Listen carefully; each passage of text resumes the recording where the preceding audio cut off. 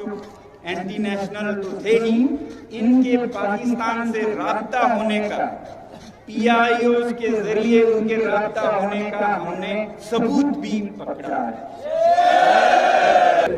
Press conferences के जरिए धमकियां देना बंद कर दे। अगर आप ये सोचते हैं कि धमकियों में आने वाले हैं, ये डिक्शनरी से अपने दिमाग की डिक्शनरी से निकाल दीजिए। LG साहब से लेकर चीफ सेक्रेटरी साहब से लेकर DG साहब, लद्दाख से क्या लेके गए आपने देखा? केडी के कोचेरियन केसियन से आपको पूरी यकीन कराना चाहते हैं हम।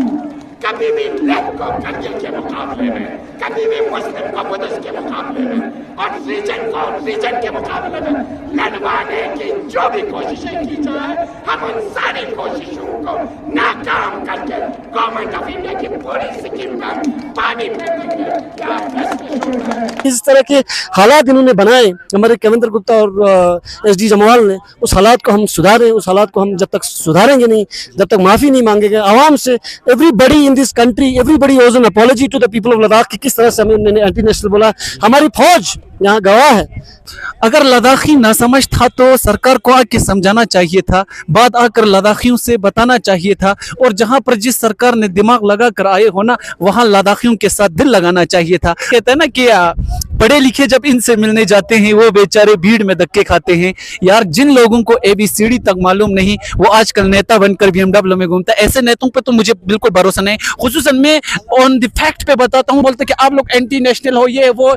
आप हमसे एंटी नेशनल का टेक न लीजिए।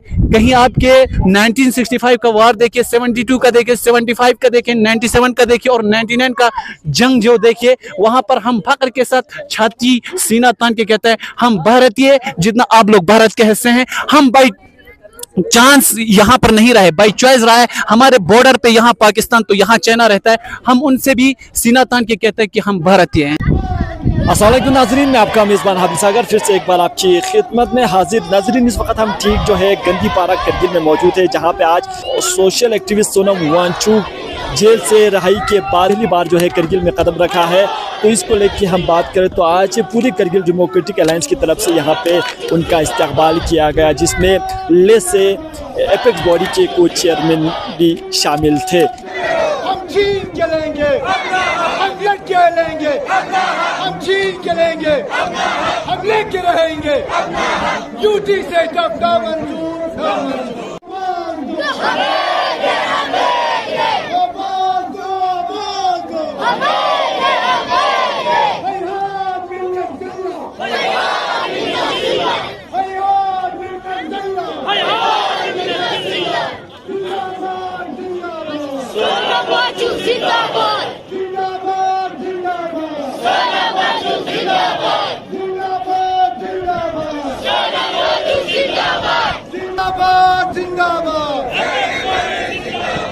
जिंदाबाद जिंदाबाद,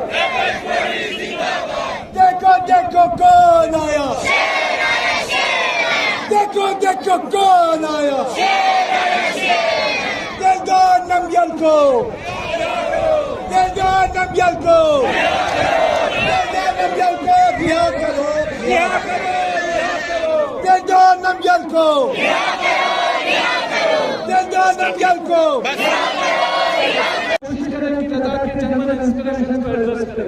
प्रेस कॉन्फ्रेंसेस के जरिए धमकियां देना बंद कर दे। हमने पहले भी कहा है, आज भी कहेंगे, हम अफगानिस्तान में नहीं रह रहे हैं, हम इंडिया में रह रहे हैं और अपने एक एक जो कानूनी हक है उससे वाकिफ है। ये दो धमकियों का दौर गुजर चुका है। अगर आप ये सोचते हैं कि धमकियों में आने वाले हैं, ये डिक्शनरी से अपने दिमाग की डिक्शनरी से निकाल दीजिए। हम न आपसे डरने वाले हैं, हम न झुकने वाले हैं, न बिकने वाले, हम अपनी डिमांड को आगे बढ़ाते रहेंगे। बेहतर ये है जिस तरह हमारी ये फौज हमारे इस बॉर्डर के ऊपर, ये नेशनल डिफेंस है, ये हमारी नेशनल सिक्योरिटी को देखते हैं। हमारे लोग, इस सरहद में बसने वाले लोग इस मुल्क का नेशनल डिफेंस है।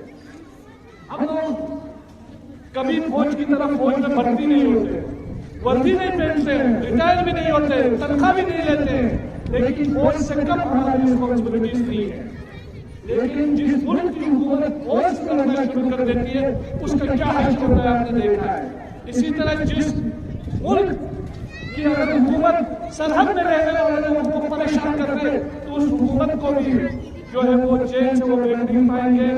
देश के ही लोग बेदार हो जाएंगे, हमारे मुल्क के लोग बेदार होकर इस सरकार को जवाब देंगे और ये कहेंगे कि जो लद्दाख के साथ नाइंसाफी हो रही है वो नाइंसाफी देश के साथ नाइंसाफी है जो कभी बर्दाश्त नहीं की जा सकती।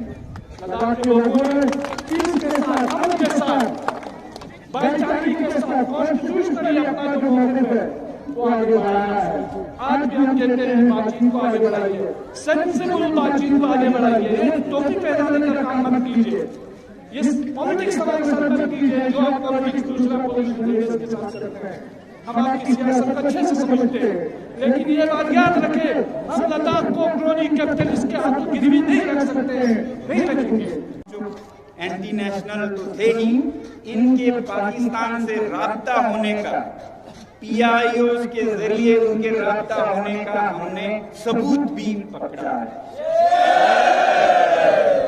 अब ये मुझे बहुत अजीब और गरीब और दुखद लगा कि इस ओहदे का कोई शख्स ऐसे बयान कैसे दे सकता है, और दे सकता है तो तब दे सकता है जब उसमें कोई असलियत हो, और अगर असलियत हो तो फिर मुझे कैद में होना चाहिए। मैं क्यों आज आजाद हूँ? मैं तो यूं कहूंगा कि अगर उसमें असलियत है तो मुझे दोबारा कैद करें, क्योंकि मैं खतरा हूं इस देश के लिए। अगर उसमें असलियत नहीं है, सच्चाई नहीं है, तो फिर वो बयान करे, जैसा कि आज बता रहे थे आप, अदालत के सिलसिले में ये साफ होके आया कि ऐसा कुछ नहीं है। हर जो इल्जाम थे वो टूटते गए, परत दर परत टूटते गए। फिर ये क्या था जो सामने आकर बाज़ाब्ता मीडिया में फैलाया गया कि ऐसे हमने सबूत पकड़े हैं, तो अगर पकड़े हैं तो फिर वो पेश किया जाए, गिरफ्तार किया जाए। नहीं है तो अगर आप में बड़प्पन है तो फिर माफी मांगा जाए कि ये हमसे गलती से हुआ। तो इस तरह के इल्जाम एंटी नेशनल होना ये मामूली नहीं है, और ये सिर्फ मुझ पर नहीं पूरे लद्दाख पर ये पोत दिया गया था इस रंग से। तो ऐसे चीजों को दुरुस्त करना भी बहुत जरूरी है अगर हम ट्रस्ट बिल्डिंग करते हैं, अगर हम एक बामकसद मीनिंगफुल डायलॉग मुज़ाकरात करना चाहते हैं। तो इन चीजों को, क्योंकि ये बहुत ही दर्दनाक है ऐसे बयान आना, मुझे नहीं मालूम था जब मैं निकला, मुझे 1-2 हफ्ते बाद ही दिखा। वैसे ही अगर हम साजगार माहौल बनाना चाहते हैं जिसमें कि मुज़ाकरात अच्छे हों, तो हमें सिर्फ मेरी रिहाई नहीं, अच्छी बात है उन्होंने ये एहसास किया और दुरुस्त करना चाहा अगर कोई गलती हुई। साथ ही साथ जो 80 लोग ऐसे ही गिरफ्तार हुए थे उनको भी बहाल किया जाए, तब लोगों में यकीन का माहौल बनेगा। लद्दाखी न पहले चुके हैं, न अब चुकेंगे और न आइंदा चुकेंगे। आप इस गलतफहमी में न रहें कि वक्त निकाल के डोज, दबाव, प्रेशर और ये लॉलीपॉप दिखा के लद्दाखियों को बहलाया फुसलाया जा सकता है, इनको थकाया झुकाया जा सकता है। ये आपकी खाम ख्याली है। हम अपने सरजमीन के साथ, हम अपने मुस्तकबिल के साथ, अपने जवानों के साथ, अपनी इस धरती के साथ कोई भी सौदा नहीं कर सकते। आपके डॉन्स, दबाव, जेल, काल कोठरी, ये दारा है। अगर हमारी जान पे भी आन पड़े, हमारा खून भी बहाना पड़े, तो हम इससे डिरेक्ट करने वाले नहीं है। ये चीजें करना बंद कर दे। अभी ऑनरेबल MP साहब ने, हमारे एपेक्स के को चेयरमैन काला साहब ने बतला दी बाकी कि आप जो कुछ भी कर सकते कर ले, हम अपने डिमांड से हाथ उठाने वाले नहीं हैं। कंप्रोमाइज करने वाले नहीं हैं।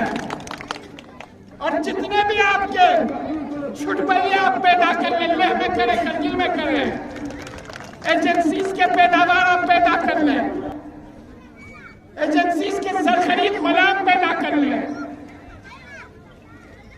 उनके जरिए कोशिश ये कर ले कि लद्दाखियों को बहलाया फुसलाया जा सकता है और अपनी मनमानी तरीके से लादी थोपी गई चीजें लद्दाखियों पे मुसल्लत किया जा सकता है। तो आज हम केडी और एपेक्स इस मंच से ये बतलाना चाहते हैं, लद्दाखी आवाम आपको खुले दिल से ये बतलाना चाहते हैं कि हम कोई भी कंप्रोमाइज नहीं करने वाले हैं, कभी हम झुकने वाले नहीं हैं, कभी हम आपके दोस्त दबाव में आने वाले नहीं हैं, कभी हम 24 सितंबर को नहीं भूल सकते हैं। हम अपने उन अजीज जवानों के जान के नजराने को नहीं भूल सकते हैं, हम इनके खून के साथ सौदा नहीं कर सकते हैं। 80 से ज्यादा जवानों को डिफरेंट सेक्शंस धाराएं लगा के आपने शायद उनके मुस्तकबिल के साथ खिलवाड़ करने की कोशिश की, जिस तरीके से सोनम वांगचुक जी के साथ आपने की। और आखिरकार आप मजबूर हुए क्योंकि आपने रास्ता गलत चुना, आपने इंजाम गलत चुना, आपने जिस कौम के साथ लड़ने की कोशिश की उस कौम को गलत चुना आपने। और आखिरकार आपको अपने सारे इल्जामात वापस लेने पड़े, बाइज्जत उन्हें बरी करना पड़ा। ठीक उसी तरीके से हमारे 80 जवानों पर जो कुछ भी आपने लगाया है, वो सारी सेक्शंस, वो सारी धाराएं आपको वापस दे के बाइज्जत तरीके से उन जवानों को रिहा करना। अभी भी हमारे दो अजीज सीनियर लेजिस्लेचर्स दलतन नमग्याल इस्माइलात और जो अभी भी काल कोठरी में है, आप सोचते हैं आपकी धौंस दबाव से ये दोनों झुकेंगे? मैं परसों इनसे मिल के आया, उनका आज़म, उनका हौसला, उनका इरादा, उनके लद्दाख के तईन अपनी जो फैसला किया उसको लेकर मुझे ये बताया कि करलाई साहब आप लद्दाख के आवाम को बदला दे, करगिल के आवाम को बदला दे।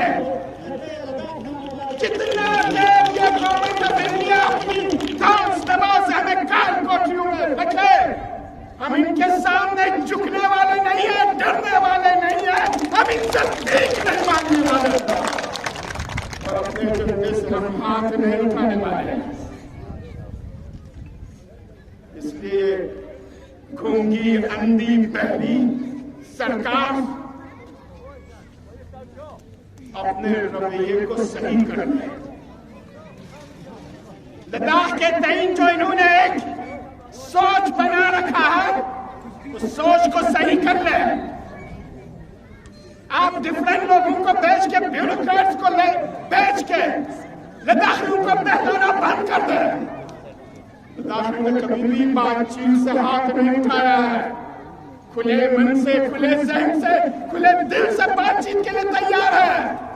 लेकिन अगर आप सोचते हैं इस बातचीत के जरिए लद्दाखियों को कंप्रोमाइज किया जाए, लद्दाखियों पे अपनी मनमानी थोपा जाए, अपनी चाहत थोपे, तो लद्दाखी कभी झुकने वाले नहीं है, कभी डरने वाले नहीं है। ये हथकंडे बंद कर दे, ये टैक्टिक्स बंद कर दे। सीरियसली और सिंसियरली लद्दाखी लीडरशिप के साथ, और ये लीडरशिप भी पिछले 5 सालों से आपसे बातचीत कर रही है। ये डिफरेंट स्टेक होल्डर्स के नाम से लोगों को सामने ला के कुछ और पेश करने की कोशिश बंद कर दे। आपकी ये कोशिशें कहीं पहुंचने वाली नहीं है। आपने देखा किस तरीके से लेह में लेह के आवाम ने रहाई के बाद सोनम वांगचुक जी का शायान निशान तरीके से इस्तेमाल करके आपके मुंह पे अच्छी तरह से गालक पोत दी। चीन सेक्रेटरी के प्रेस कॉन्फ्रेंस के बाद हमारे संस्कार के लोगों ने ZPA की क़यादत में उस प्रेस कॉन्फ्रेंस में कहे हुए स्टेटमेंट को किस तरीके से जुटला के बतला दिया कि संस्कार की भी डिमांड वही है जो KDA और अपेक्स की है। बंद कर दे, ये लोगों को तकसीम कर लेना, ये लोगों को डिवाइड कर लेना, ये कुछ अपने नाम निहाद चले चमचों के जरिए लॉलीपॉप के खूबसूरत चीजों को लाके लोगों को बहलाना फुसलाना बंद कर दे और नाम निहाद अपने स्टेक होल्डर्स को लाके डिफरेंट प्लेटफॉर्म्स के जरिए लद्दाखियों के नाम निहाद लीडरशिप बना के पेश करके प्रोजेक्ट कर लेना बंद कर दे। कहीं नहीं पहुंचने वाली है। आज आप देख रहे हो पूरी लद्दाख के लिए ओलंपिक्स यहाँ पे है। यहाँ से तकरीर के अख्तिताम के बाद हमारे मुअज़्ज़ज़ मेहमान के लंच के बाद के लिए ओलंपिक्स की जॉइंट मीटिंग होगी। Course of action, future course of action बनेगा। लद्दाखी आवाम को हम खुलेआम ये बतलाना चाहते हैं कि हम अपनी डिमांड से, हम अपने उन अजीज जवानों के खून से, अपने उन अजीज जवानों के मुस्तकबिल जिन पे धाराएं सेक्शंस लगा के बंद किया और जिन जख्मियों को आपने आत्महत्या कर दिया है, उनसे कभी भी दगाबाजी, सौदाबाजी और कंप्रोमाइज नहीं कर सकते।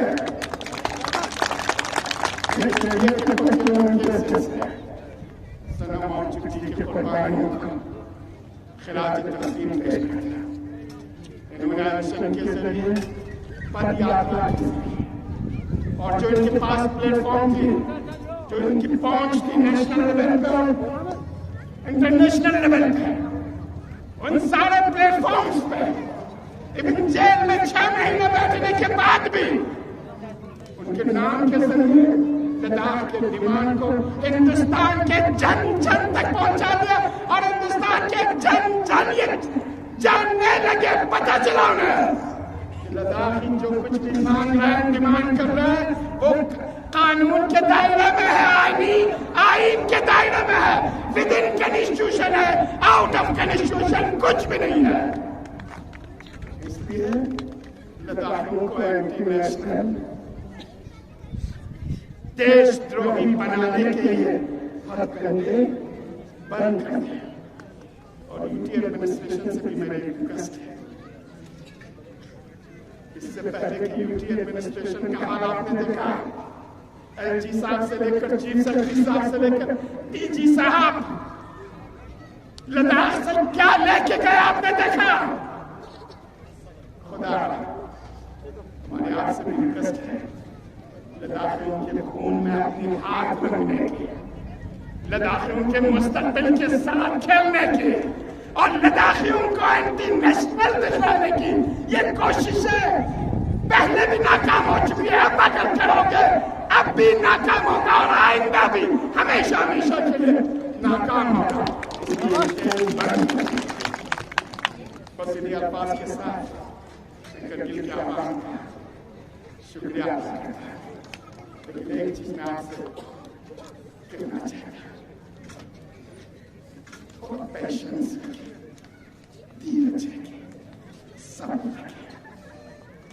ये कोहमू, ये रिलीजन, ये हमें थकाना चाहिए, ये हमें डराना चाहिए, ये हमें मायूस करना चाहिए, ये बतलाना चाहती है कब तक नाम साफ करें, नाम साफ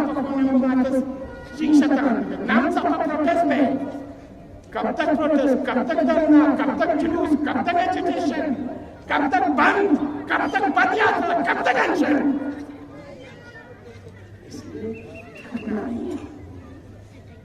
ये आपके और मेरे मुस्तकबिल का सवाल है, आपके मेरे और मेरे बच्चे बच्चियों का सवाल है, आपके और मेरे जमीन के हर एक टुकड़े का सवाल है, लद्दाख के मुस्तकबिल का सवाल है। आपकी कल्चर, आपकी संस्कृति, आपके मजहब का सवाल है, आपके सारे वजूद का सवाल है। अपनी गलती का, अपने मुस्तकबिल के बारे में कभी ध्यान नहीं। जब भी आपको के लिए काम दे, बुला लें, हौसले के साथ, हिम्मत के साथ। आप बहुत बहुत हौसले वाले हो, बहुत शुजा हो। उस कौम से आप लड़ रहे हो जो बड़े बड़ों को इन्होंने जबान पे ताले लगवाए, सबों के जबान सीधी है, सबों को बंद कर दिया, खामोश कर दिया, साइलेंट कर दिया।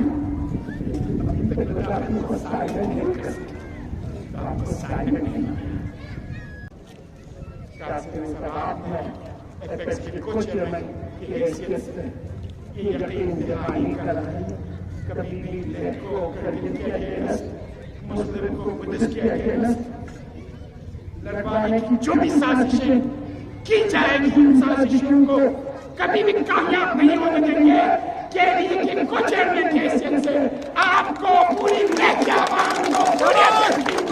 यकीन कराना चाहते हैं हम। कभी भी लेफ्ट को कंजल के मुकाबले में, कभी भी मुस्लिम को बुद्धिस्ट के मुकाबले में और रीजन को रीजन के मुकाबले में लड़वाने की जो भी कोशिशें की जाए, हम उन सारी कोशिशों को नाकाम करके गवर्नमेंट ऑफ इंडिया की पूरी स्कीम पर पानी फेर देंगे।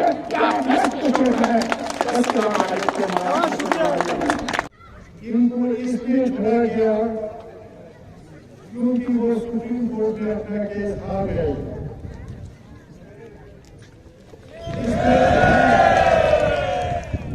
मुंह बचाने के लिए उन्होंने इनके ऊपर जो संगीन इल्जाम लगाए थे उसको वापस किया और इनके ऊपर जो एडमिनिस्ट्रेशन का टैग लगा हुआ था, देशद्रोह का मुकदमा चला, वो इनके साथ के ऊपर नहीं था, वो हमारे मूवमेंट को बदनाम करने के लिए था। और जो पुराने तरीके से एहतियात कर रहे थे, उसको बदनाम करने के लिए इनको जोधपुर जेल में लिया गया, NSA लगाया गया और हमारे तकरीबन 80 के करीब हमारे वर्कर्स को बहुत सारे इल्जाम लगाकर उनको जेल में डाला। ज्यादातर लोगों का जेल हुआ है अभी, लेकिन तो हमारे 2 लोग अभी भी अंदर है। 16-29 साल को बिल्कुल बनी हो गए, छूट गए, सारे इल्जाम इनके ऊपर से हट गए। लेकिन जो 80 लोगों के ऊपर जो केस चल रहा है, उनको बेल मिला है, उनका केस खत्म नहीं हुआ है। तो जब तक ये सारे लोग बाइज्जत रिहा नहीं होते हैं, हमारा स्ट्रगल जारी रहेगा। जब तक हमारा कोर्ट का एजेंडा उनके ऊपर गवर्नमेंट जल्दी से फैसला नहीं करता है, हम अपना जद्दोजहद जारी रखेंगे। और इसलिए हमारे MP साहब ने अभी कहा कि यूनिटी रखना या जाति रखना कितना जरूरी है। ले और करगिल के बीच में, बुद्धिस्ट और मुस्लिम के बीच में, जैसे उन्होंने कहा, कोशिश कर रहे हैं कि हम लोग आपस में लड़ें, बहुत साजिश चल रहा है। इसलिए मैं करगिल के अवाम को, पूरे लद्दाख के अवाम को खुशहाल रहने के लिए कहूँगा। आपने देखा होगा जब लेह में वहाँ का MDA बहुत जोर शोर से इस डिमांड को सपोर्ट कर रहा है, तो एलजी को बदनाम करने के लिए सोशल मीडिया पर क्या चल रहा है वो आप सब लोगों को पता है। वो सारा कोई खड़ा रहा है, ये कुछ लोग आप देख रहे होंगे, ये अकेले नहीं है, इनके पीछे बड़ी ताकत है, इनके पास पैसा है, इनके पास एजेंसीज है, ये चला रहा है उनको। अभी कल ही हमारे लेह में वहां के जो टॉयलेट के लोग हैं वो सेफ गार्ड के लिए, अपने बिजनेस के सेफ गार्ड के लिए वहां इकट्ठा हुए थे। लेकिन लोगों को यह समझना पड़ेगा कि हम एपेक्स काउंसिल के लिए जिस सेफ गार्ड की बात करते हैं, स्टेटहुड की बात करते हैं, सिक्स शेड्यूल की बात करते हैं, तो एक दफा हमारा डिमांड पूरा होने के बाद हमें किसी के वहां भीख मांगने के लिए जाना नहीं पड़ेगा। अभी इसलिए हमें यकजा होना पड़ रहा है, स्ट्रगल करना पड़ रहा है, क्योंकि हमारे पास कॉन्स्टिट्यूशनल सेफ गार्ड नहीं है हमारे पास। इस चीज को समझना बहुत जरूरी है। नाजरीन, बराबर विजुअल जो है हम आप तक पहुंचाने की भरपूर कोशिश कर रहे थे और इस वक्त हमारे साथ बात करने के लिए हाजी मुस्तफ़ा साहब हमारे साथ पे मौजूद है। खासकर आज की इस दिन को लेकर करगिल डेमोक्रेटिक अलायंस की तरफ से सोशल एक्टिविस्ट सोनम वांगचुक का यहाँ पे इस्तकबाल किया गया, वेलकम किया गया था। सर, किस तरह से देखते हो आप इसको? आप हम सभी को, पूरे अवाम को करगिल के और लेह के खुसूसन ये मालूम है कि किस तरह के हालात हमारे पिछले एक साल में बने थे और 24 सितंबर के बाद किस तरह का एक विच हंट हमारे लोगों के साथ किया गया और हमारे पूरे लद्दाख को, जिस तरह से काले ने भी कहा, कासिम ने भी कहा, करबलाई साहब ने कहा, सारे लीडर्स ने कहा, एमपी साहब ने भी कहा कि किस तरह से कि हमें एंटी नेशनल का एक दाग हमारे ऊपर लगाने की जो कोशिश की गई, उन सब चीज़ों को लद्दाख के अवाम ने बर्दाश्त किया है। लद्दाख के अवाम ने उन सब चीज़ों को काउंटर किया है और ये इस बात का सबूत है कि लद्दाख के अवाम कितने देशभक्त हैं कि उनके खिलाफ जो नेशनल सिक्योरिटी का एक्ट जो लगाया गया था वो गवर्नमेंट ऑफ इंडिया को खुद उसको हटाना पड़ा, क्योंकि it was so baseless, it was so, जिसको पता ना कि इतना बेबुनियाद तो था ही था, इतना मजाकी था मेरे हिसाब से कि ऐसे एक इंसान पर जो हमारे लद्दाख के पूरे हिंदुस्तान की आवाज़ को, हिंदुस्तान के एनवायरनमेंट की आवाज़ को जो उठाते थे, उनको उन्होंने ऐसी ऐसी चीज़ें कही, जैसे कहा कि हमारे केविंदर गुप्ता साहब ने और हमारे एसडी जमाल साहब ने कोई कसर नहीं छोड़ी। मैंने इसके बारे में उस वक्त भी कहा था कि लद्दाख को एक स्मीयर करने का, एक पेंट करने का, by calling us anti nationals, by calling us all kinds of names, which is a black, जिसको कहते हैं दाग सिर्फ लद्दाख के अवाम पर नहीं है, वो पूरे हिंदुस्तान के अवाम पर है। क्योंकि हमारे हिंदुस्तान की तारीख, जब से हमारा हिंदुस्तान मुल्क आज़ाद हुआ है, हमारे हिंदुस्तान की तारीख पे हमारे लद्दाख की जो कॉन्ट्रीब्यूशंस है हमारे देश के लिए, हमारे मुल्क के लिए, जो हमारे लोग यहाँ पे हमारे इस सेंसिटिव बॉर्डर पे जो चाइना और पाकिस्तान को जो बॉर्डर करती है उस पर किस तरह की कुर्बानियाँ दी हैं, वो हमारे हिंदुस्तान में हर अवाम को, पूरे कौम को, पूरी दुनिया को ये आवाज़ है, दुनिया को ये मालूम है। तो ऐसे में इस तरह के हालात बनाएं, लेकिन खुदा का शुक्र है कि किस तरह से हालात हमारे ठीक होते आ रहे हैं, बेहतर होते आ रहे हैं।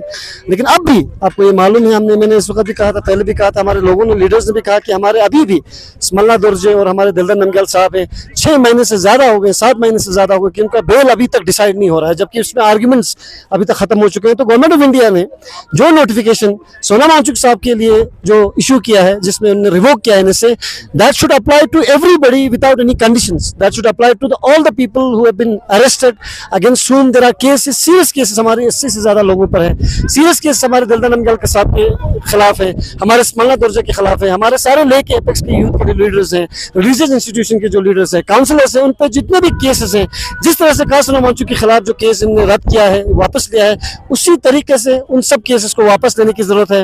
और सेकेंडली, जिस तरह से लोग हमारे शहीद हुए, 4 लोग हमारे शहीद हुए हैं और अनफॉर्चुनेटली हमारे एक और शख्स ने उसके बाद उनकी जान चली गई, तो उन सब को किस तरह से कॉम्पनसेट किया जाएगा और उनके घरों को, घर वालों को जिनके चिराग बुझा दिए गए हैं, जिनके चिराग उनने उजाड़ दिए हैं, उनको किस तरह से इंसाफ मिलेगा। क्योंकि अभी तक हमें यह भी नहीं पता है कि किन लोगों ने, जिन लोगों ने गोली चलाई, उन पर कोई अकाउंटेबिलिटी इस वक्त नहीं है।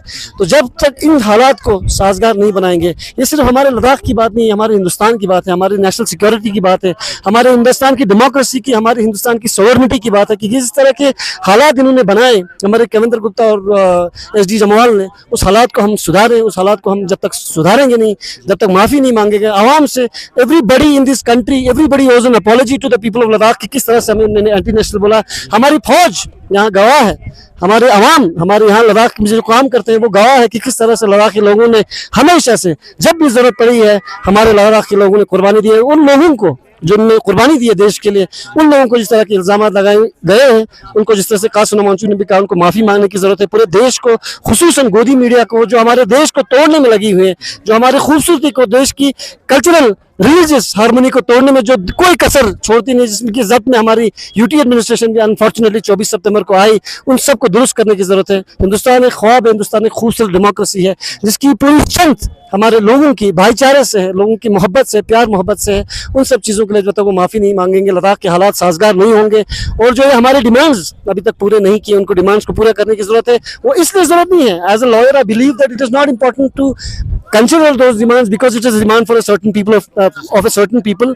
Those demands need to be fulfilled because it is the demand of the people of India. It is the demand for democracy. It is the demand of the constitution जो हमारे लोग हैं, उससे हमारे हालात मुल्क के, हमारे डेमोक्रेसी में, हमारे फेडरलिज्म में, उसमें मजबूती आएगी। तो इसलिए इन चीज़ों को सुधारने की इनको ज़रूरत है। जी। तो हाजी साहब, आखिरी सवाल ये होंगे, जिस तरह से आपने कविंद्र गुप्ता की बात किया, खासकर हमारे लद्दाख के माहौल को लेके, और साथ ही साथ जो अभी न्यू हमारे LG आए हैं सक्सेना साहब, और साथ ही साथ जो हमारे चीफ सेक्रेटरी साहब हैं, उनसे क्या तवक्को रहता है? क्या हमें, मुझे पर्सनली मुझे ये लगता है कि जिस तरह का एक हमारे यूटी एडमिनिस्ट्रेशन एक फेल रही, नाकाम रही, कि हमारे हालात को जिस तरह का हमने बनाया, इन सब चीज़ों की ज़रूरत नहीं थी लद्दाख में। बट इस तरह की उनके बाद एक instead of curating things, instead of curing things and instead of चीज़ों को ठीक करने के बजाय उन्होंने ठीक चीज़ों को और मज़ीद अपने भड़काऊ भाषण देकर, इन्होंने प्रेस कॉन्फ्रेंस देकर जो किए चीज़ें, उनसे बिल्कुल ही वो लोग लद्दाख के लिए, हमारे देश के लिए, और खुसूसन हमारे यूटी एडमिनिस्ट्रेशन के लिए it's absolutely shameful. But having said this, मुझे जो हमारे नए LG साहब हैं, हमारे चीफ सेक्रेटरी साहब मैं देखता हूँ कि बहुत एक्टिव हैं, और हमारे जो DGP साहब नए आए हैं, उनसे भी हमें बहुत ज़्यादा तवक्को है। और गवर्नमेंट ऑफ इंडिया से मखसूस हमें होम मिनिस्ट्री से जब हमारी मीटिंग होगी, हमें उनसे तवक्को है कि हमारे लद्दाख को, लद्दाखियों की नज़र से ही लद्दाख को देखने की ज़रूरत है। लद्दाख के लोग इसलिए शोर नहीं कर रहे क्योंकि हमें लगता है कि कोई डिमांड हमारी पूरी नहीं है। लद्दाख के लोग इसलिए शोर करें क्योंकि हमें पता है कि लद्दाख में क्या क्या ज़रूरतें चीज़ें हमारी होती है। हमारी पार्टिसिपेटिव डेमोक्रेसी का मतलब क्या होता है, हमारी डिसेंट्रलाइजेशन का मतलब यह क्या होता है, जो हमारी गवर्नमेंट ऑफ इंडिया अभी, हमारी जो करंट गवर्नमेंट बोलती है कि डिसेंट्रलाइज करो, डेमोक्रेसी बढ़ाओ, पार्टिसिपेटरी डेमोक्रेसी बढ़ाओ। तो इसका मतलब ये है कि लद्दाख के अवाम को, लद्दाख के को चलाने के लिए लद्दाख के अवाम को इख्तियार होना चाहिए। लद्दाख के अवाम इन सर्द, अभी भी देख रहे हैं इस वक्त आपके पीछे अगर देखेंगे तो बर्फ अभी भी है, यहाँ पे एक्सट्रीम कंडीशंस में हम रहते हैं, एक्सट्रीम हालात में हम रहते हैं, दूर रहते हैं देश से। तो ऐसे में लद्दाख के अवाम ही जान सकती है कि लद्दाख को किस तरह से चलाना है। यह हमारे कॉन्स्टिट्यूशन के हक में है, यह हमारे देश के हित में और हमारे यूटी के हक में है। इसलिए मुझे उम्मीद है कि हमारे जो नए LG साहब आए हैं, हमारे DGP साहब, जितने भी हमारे जो एहलकार अभी जो नए आए हैं, पूरा एक रिजीम चेंज हुआ है, तो उनसे मुझे तवक्को है कि अपने लेवल पर जितना हो सके लद्दाख को साजगार बनाने में मदद करेंगे। क्योंकि हमारी आर्मी के रिपोर्ट्स आपको देखने की जरूरत है। हमारे आज तक 1947 से लेकर आज तक जो हमारे करगिल का ले वालों का एक हमारा एक रेपुटेशन है, हमारा एक कहते एक हमारा एक इसे पहचान है लद्दाख को, उसको समझने की जरूरत है। उन चीज़ों को स्टडी करके लद्दाख के आवाम को इनके दिलों में घुसकर उनके साथ मोहब्बत करके लद्दाख के मसलों को हल करने की जरूरत है। आप डरा के लद्दाख के लोगों को, डरा के धमका के, इसको दमन से लद्दाख के लोगों को आप चुप नहीं करा सकते हैं। ये तो जाहिर है, ये तो सब हमारे लीडर्स ने बोला, there is no question about it. But इनको देखने की जरूरत है कि लद्दाख के आवाम जो अमन पसंद लोग हैं, जो पीस में बिलीव करते हैं, जो डायलॉग में बिलीव करते हैं, उनको कैसे डील किया जाए, उनको ये जानने की जरूरत है। और ज़्यादातर उनको अपने जो ये आसपास की जो हमारे कुछ हमारे अफसरों के साथ, LG साहब के साथ, खुसूसन हमारे चीफ सेक्रेटरी के साथ, हमारे DGP के साथ, जो इनके कुछ आसपास जो अपने डिपार्टमेंट के लोग रहते हैं, उनसे परे होकर आवाम के साथ मिलकर, पब्लिक में आकर, लोगों से मिलकर उनके लद्दाख के मसलों को जानने की जरूरत है। क्योंकि कभी कभी सच्चाई आपको हमारे यूटी एडमिनिस्ट्रेशन के सेक्रेटरीट के उस आइवरी टावर से नजर नहीं आती है, आपको ग्राउंड पर जाकर रियलिटीज पता चलते। तो उनको आवाम के साथ ज़्यादा डीलिंग करने की मुझे लगता है उनको ज़रूरत है। जिन्होंने खासकर पद यात्रा किया था सोनम वांगचुक के साथ लद्दाख के इश्यूज़ को लेके, लद्दाख की डिमांड को लेके लेह से दिल्ली तक। जेल से छूटने के बाद जो है सोशल एक्टिविस्ट सोनम वांगचुक ने पहली बार जो है करगिल में कदम रखा है। आज करगिल डेमोक्रेटिक अलायंस की तरफ से एक बहुत बड़ा इस्तकबाल जो है यहाँ पे देखने को मिला। इसको किस तरह से देखते हैं? सबसे पहले जिस सरकार ने लद्दाखियों को इतना मासूमियत समझा, तो उस पर मैं एक चंद अल्फाज पेश करता हूँ कि लद्दाख अगर लद्दाखी ना समझ था तो सरकार को आके समझाना चाहिए था, बात आकर लद्दाखियों से बताना चाहिए था, और जहाँ पर जिस सरकार ने दिमाग लगा कर आए हो ना, वहाँ लद्दाखियों के साथ दिल लगाना चाहिए था। अगर दिल लगाता तो हम भी आज वहाँ सिर्फ जी जान लगाता। बाकी मैं सरकार की बात कर रहा हूँ, भारत के लिए हम जी जान लगाते हैं। सबसे पहले आपने कहा था कि सोनम वांगचुक जी है यहाँ आया वेलकम करने के लिए, तो उस पर कुछ कहो। तो मैं यही कहूंगा कि सोनम वांगचुक जी जो है वो सिर्फ लेह के पार्टिकुलर चीजें या करगिल के लिए नहीं था, वो पूरे खत्ते लद्दाख के लिए था। एक ऐसे इंसान जो अपनी जिंदगी ऐश व इशरत से गुजार सकता है, एक इंसान जो करोड़ों में कमा सकता है, उस इंसान ने अपने वक्त को हमारे कौम की जो कमियां हैं उनको पूरा करने के लिए, जिस सरकार ने हमें मेमोरेंडम दिया था, मेमोरेंडम में कहा गया था कि आपके हक को, आपके हुकूक को हम दिए जाएंगे, आज उसके लिए लड़ रहा था। तो उसके लिए इस्तकबाल के लिए आना और इस्तकबाल करना हम सबका फर्ज था। फर्ज इसलिए था क्योंकि आज एक फ्यूचर की सवाल है। यहाँ पर आप छोटे बच्चे दिख रहे हो, इनकी फ्यूचर की सवाल। आप खुद मैं एग्जांपल देता हूँ, आज यहाँ पर गैदरिंग था, युवा बिल्कुल नहीं था। एक एग्जाम देने के लिए 2-3 साल में एक एग्जाम निकलता है। तो इसी से सोचो कि हमें किस तरह गुमराह में रखा गया है, हमारे लोग, हमारे यूथ किस तरह गुमराह में रखा गया है। तो इन चीजों को महफूज रखने के लिए, लैंड्स को महफूज रखने के लिए, कल्चर को महफूज रखने के लिए, हमारे सकाफती जो है, हमारे रिलीजन जो है, उनको महफूज रखने के लिए हमें इस तरह कदम उठाया सोनम वांगचुक जी और बहुत सारे केडी और एपेक्स के मेंबर्स हैं। तो हम बहुत शुक्रगुजार है। ऐसे हक की लड़ाई के लिए इस्लाम में भी माना जाता है, हर रिलीजियस में माना जाता है, जहां पर हक की लड़ाई हो वहां सर कट भी जाए तो वहां हम हाजिर होना चाहिए।